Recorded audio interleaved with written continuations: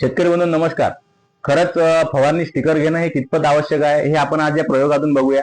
तर इथं आपण बघू शकता की आपण इथं अळूचं पान घेतलेलं आहे आणि इथं आपण अळूच्या पानावर पाणी टाकलेलं आहे आणि आपण बघू शकतो की अळूच्या पानावर पाणी हे अजिबात थांबत नाही.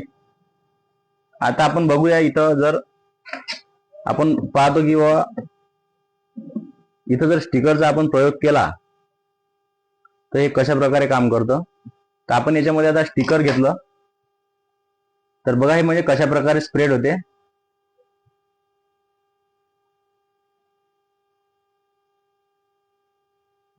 तर स्टिकर हे 3 प्रकारे काम करतं. एक तर ते सबट्रॅक्टर म्हणून काम करतं, ते औषध जे आहे ते पानावर पूर्ण स्प्रेड करतं. दुसरी गोष्ट म्हणजे ते सिलिकॉन बेस जर असेल तर सिलिकॉनचा एक थर त्याच्यावर तयार होतो आणि जेणेकरून ज्या रसरशीत किडी आहेत त्या किडींचा अटकाव त्याच्यामुळे होतो. तिसरं म्हणजे ते पेनिट्रेट करतं, म्हणजे जे औषध आहे आपलं ते आतमध्ये शिरायला मदत करतं.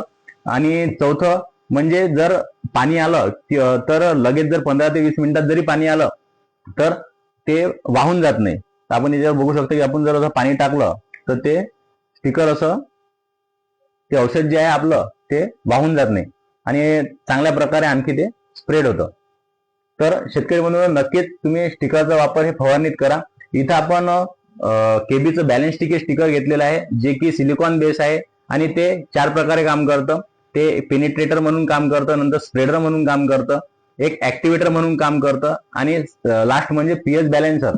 तर पीएच बॅलेन्सर म्हणजे नेमकं काय, तर जर आपल्या पाण्याचा जो सामू आहे जे आपण पाणी फवारणीत वापरतो त्याचा जर सामू जास्त असला 7 पेक्षा जास्त असला, आपल्याला अप्रॉक्सिमेट 6.5चा जर सामू असला, पीएच असला तर ते फवारणीस योग्य पाणी असतं. पण जर सामू जर जास्त असला तर त्या फवारणीचे रिझल्ट आपल्याला येत नाहीत.